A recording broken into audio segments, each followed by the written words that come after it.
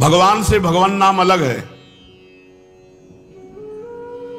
लेकिन भगवान नाम से भगवान अलग नहीं है। जैसे हम बोले राम, तो राम का नाम अलग हुआ और राम जी अलग हुए, लेकिन राम नाम से राम जी अलग नहीं हो सकते।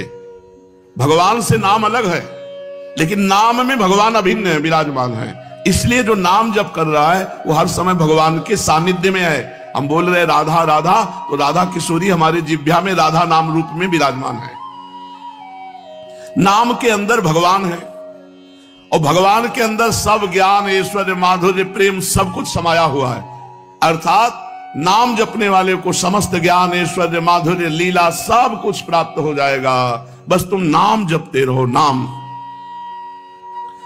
गोस्वामी जी की ये चौपाई तो सबने सुनी होगी। नाम लेत भव सिंधु सुखाही, करहु विचार सुजन मन माही। ऐ सुजन, ऐ सुंदर जानकार, ये बात मेरी जान लो कि नाम लेते ही भव समुद्र सूख जाता है। अब विचार करो कौन सा साधन श्रेष्ठ। नाम लेते ही भव समुद्र से पार होने की बात जाने दो, सूख जाता है। पूज्य पादुड़िया बाबा जी कहते हैं। ये चौपाई तो सब लोग गाते सुनते हैं, पर क्या मां तो समझ पा रहे हैं कि चौपाई क्या कह रही है? कि नाम से बढ़कर कुछ नहीं है, निरंतर नाम जप करो। पर कौन नाम जप करता है? कोई बिरला ही। भगवान तो अनंत सौंदर्य की खान है, उनकी ओर मन नहीं जाता। क्यों? क्योंकि तुम नाम जप नहीं करते। नाम जप करो, फिर देखो तुम्हारा मन भगवान के अनंत सौंदर्य में पहुंच जाएगा। अपना पुरुषार्थ केवल इस बात का है कि हम नाम जप करें। भगवत कृपा इसी बात की है कि तुम्हारे में नाम जप करने की रुचि हो जाए। ऋषियों ने समस्त साधनों को शोध करके उनका सारांश निकाला। ऋषियों ने समस्त शास्त्रों के साधनों को शोध करके सारांश निकाला। जगत चिंतन छोड़कर भगवत चिंतन करना ही सब साधनों का निचोड़ है। चाहे योग हो, चाहे ज्ञान हो, चाहे भक्ति हो, चाहे कर्म योग हो। संसार का चिंतन छूट जाए और भगवत चिंतन हो, यही सब साधनों का फल है। जगत चिंतन देहाशक्ति, भगवत चिंतन भगवदाशक्ति।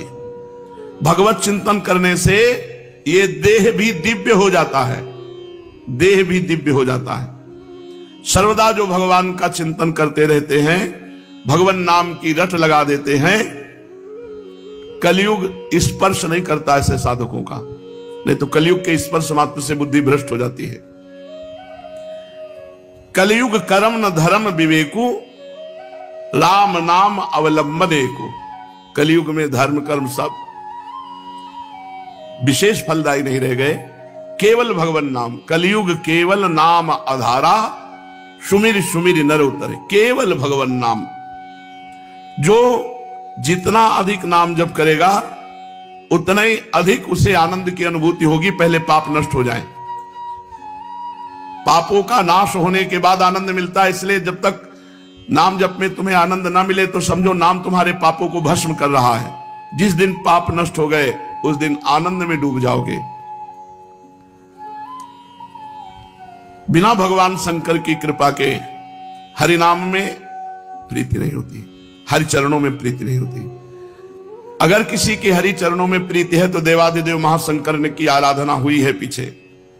बड़े बड़े महापुरुषों के जीवन चरित्र में पाया गया कि वो शिव आराधन में तत्पर रहे। पूज्य राधा बाबा, नरसिंह मेहता जी, बड़े बड़े महापुरुषों को भगवान शंकर की कृपा से, हरि भक्ति की कृपा से धाम नाम में प्रेम, राधा नाम में प्रेम, राधा धाम में प्रेम। तो जिसको हरिनाम में प्रीति ना हो रही वो भगवान शंकर से प्रार्थना करे, भगवान शंकर की आराधना करे, निश्चित हरिनाम भक्ति उसके हृदय में जागृत हो जाएगी।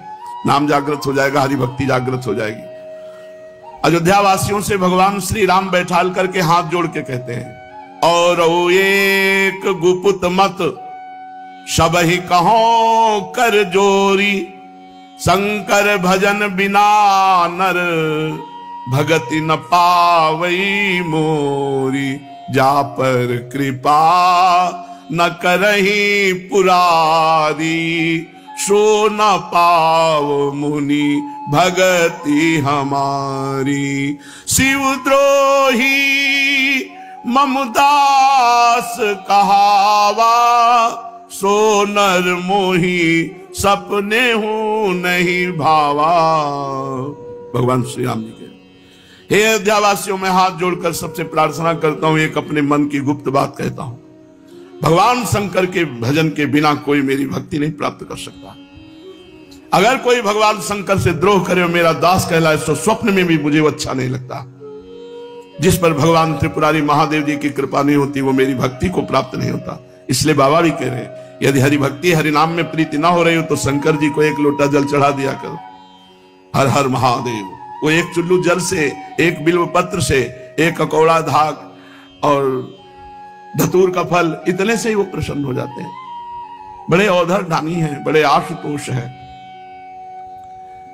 जिस व्यक्ति का जिस मंत्र में गुरुदेव ने प्रवेश दिया हो उसी मंत्र का जप करना चाहिए।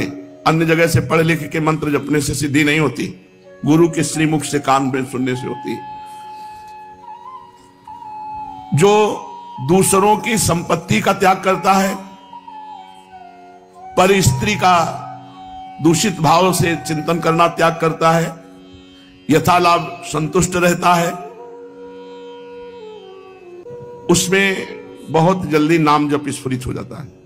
मानो ये बात करें कि नाम जप करते हुए यदि नाम जप में प्रीति नहीं हो रही तो ये स्थान देख लो। दूसरे की संपत्ति का अपहरण करना, दूसरे की स्त्री के प्रति दोष दृष्टि रखना, काम आदि भाव, पर निंदा, वैष्णव अपराध, अपवित्र भोजन, अगर इनका त्याग हो जाए तो बहुत जल्दी नाम में रुचि हो।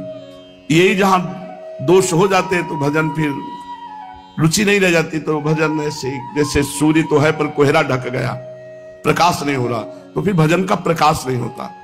पराई माता बहनों की तरफ काम दृष्टि, अपवित्र भोजन का त्याग, वैष्णव निंदा पर निंदा का त्याग, पराई माता बहनों की तरफ अगर हमारी दृष्टि रहेगी काम की तो हमारे भजन में रुचि नहीं होगी। भजन चाहे घंटा 2 घंटा करो, वृत्ति वहीं पहुंच जाएगी। सदगुरु की कृपा से यदि ये परहेज करते हुए नाम जप किया जाए, सदगुरु प्रदत्त मंत्र नाम, तो बहुत जल्दी सिद्ध हो जाएगा। वो सिद्ध का तात्पर्य होता बिना प्रयास के निरंतर भजन चलना। सदगुरु जो बात बता दे बस उस बात में कभी संशय मत करना, उसको पकड़ लो, पार हो जाओगे।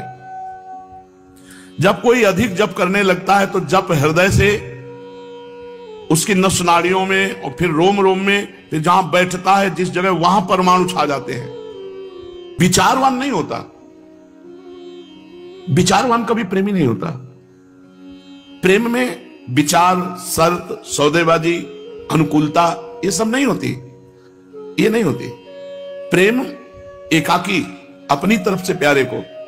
और इसमें जो खास बात है कि जब हम प्रियालाल के प्रेम मार्ग में चलते हैं तो बिल्कुल उतना ही पावर से संसारिक राग बढ़ता है।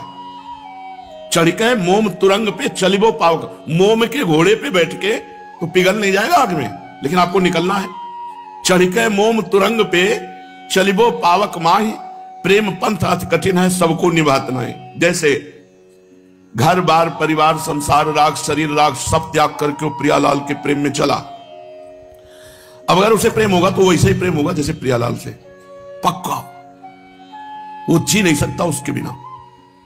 चक्रवर्ती सम्राट पद त्यागा, राजा का वैभव कितना होता है। भरत जी महाराज ऋषभदेव भगवान के पुत्र है, अपनी सुंदर रानियां त्यागी, अपने पुत्र त्यागे, सब सुख त्यागा, गंडकी नदी के किनारे एकांत में भगवान का वो चिंतन कर रहे हैं जो अत्यंत दुर्लभ है। भागवत में पढ़ के देख लो, उनको ये भी शुद्धि नहीं रहती कि अगला पूजन में क्या करना है। भगवान की रूप माधुरी में ऐसे बिल्कुल ये ना समझे कि हम ऊंचाई पे चढ़ रहे हैं तो विपक्ष ऊंचाई पे नहीं चढ़ रहा, आपके साथ ही राग भी बढ़ रहा है। अब वो राग कहीं फंसने ना पावे और सीधा मोड़ हो जाए प्रिया प्रीतम को, तो वो है। नहीं तो अगर वो राग हिरन में हो गया तो महाराज जानते हो कैसे, जैसे गोपी जन विरह में नहीं वर्णन करती, अब एक साधक से चर्चा हो रही। हे चंद्रदेव, तुम्हें जो हिरन का चिन्ह दिखाई दे रहा है तुम अत्यंत सौभाग्यशाली हो। हे पृथ्वी, तुम्हें जो मेरे मृग शावक के चरण चिन्ह बने हैं, तुम अपने हृदय में उन चरण चिन्हों को धारण करने के कारण बड़ी सौभाग्य। भूल गए जैसा भगवान में प्रेम वैसे हिरन में प्रेम हो गया और भगवान का प्रेम ढक गया। एक बार भी रामकृष्ण हरि नारायण कुछ नहीं, वही हिरन, वही हिरन। अंत तो गत्वा हिरन का शरीर प्राप्त हुआ। चढ़ के मोम तुरंग पे। अगर वो किसी से भी प्यार करेगा तो उसके जैसा प्यार करने वाला त्रिभुवन में कोई नहीं होगा, क्योंकि वो त्रिभुवन पति का प्यार जिधर मुड़ेगा तो उधर इष्ट देव के समान ही प्यार करेगा। अब सामने देहाभिमानी जीव होता है, उसको लगता है मैं सुंदर हूं इसलिए प्यार कर रहे हैं, मैं गुणवान हूं इसलिए प्यार। उसका स्वभाव है, वो रूपवान हो ना हो, गुणवान हो ना हो, गाली देता हो, अपमान करता हो, वो प्यार करेगा तो ऐसा ही करेगा जैसे इष्ट देव से प्यार करता है। इसीलिए साधक को बहुत बचने की जरूरत है, क्योंकि वो कोई संसारी आदमी नहीं है। भोगी आदमी प्यार नहीं करता, वो केवल भोग पर दृष्टि रखता है। और जो आशिक मिजाज होते हैं, इनको और किसी से मतलब नहीं होता, इनकी आसक्ति होती है बिना वो देखो लो धनुर्दास जी की, उतने ही बड़े महापुरुष बने जितने आसक्त थे। छाता लेके चलते थे अपनी पत्नी के सामने, उसको देखे बिना जी नहीं सकते थे। तो बाजार सामान लाना है तो अकेले जा नहीं सकते, पत्नी चलेगी, वो पीछे चलेगी तो देख नहीं पाएंगे, तो पत्नी चलती थी ऐसे, आप छाता लेकर ऐसे चलते थे उसे देखते हुए। आचार्य चरण के पास सूचना पहुंची तो बोले तो बहुत काम का आदमी, पूरा समिटा हुआ है, पत्नी में आसक्त, बस मोड़ दे देना है हरि की तरफ। तो जाके पूछे तुम भाई बड़ा उपहास हो रहा है तुम्हारा, बाजार में सब देख के लोग हंस रहे, तुम्हें कोई चिंता? बोले कोई परवाह नहीं।